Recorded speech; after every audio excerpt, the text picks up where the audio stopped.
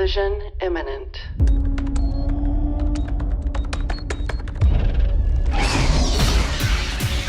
Impact in 4, 3,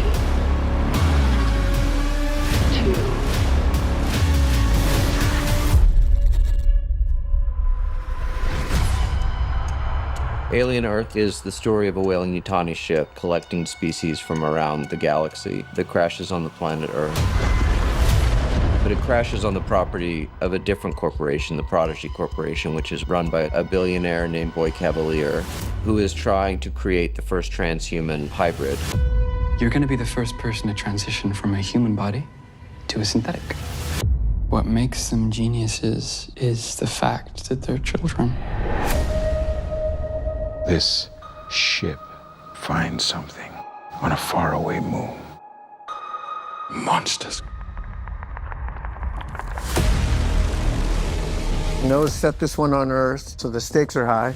If the Xenomorph gets free, it's a much bigger problem. All of the creatures, they're this mix of sci-fi and horror. When aliens come to our planet, we realize they're really the thing of nightmares, which we're gonna give people. This is really good, suspenseful horror storytelling. It's going to be a thrill ride. Noah's basically gone, how far can I push this?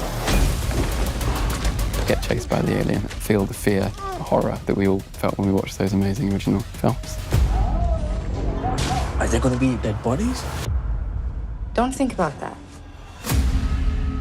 The hero is a character named Wendy, a 12-year-old girl who finds herself in a synthetic adult body. She's been separated from her family as part of this secret project that the Prodigy Corporation has done. There you are.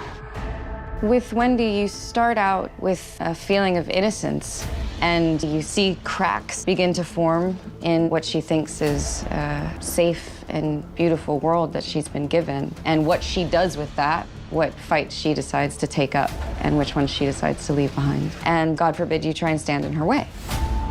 Wendy has a brother out there, human brother, and she's determined and desperate to save him. I found you. This whaling-Yutani spaceship has crashed into a Prodigy building. I'm part of a team that responds to the crisis. It turns out it's not just a rescue mission, that this is actually a very dangerous ship filled with these hostile creatures, and they go in unprepared for that.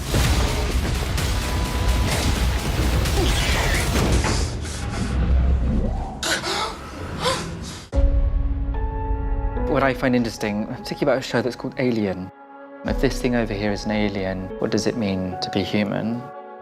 The closer you sort of zoom into that question, the more complicated it becomes, particularly in a world in which we're now able to create intelligence that's artificial. You want to see a magic trick? Yeah. We have combined this story of humanity facing this existential threat, both from biological monsters and from synthetic artificial intelligence, which always raises the question, does humanity deserve to survive? I want what's on that ship. This show, really, it's a character study.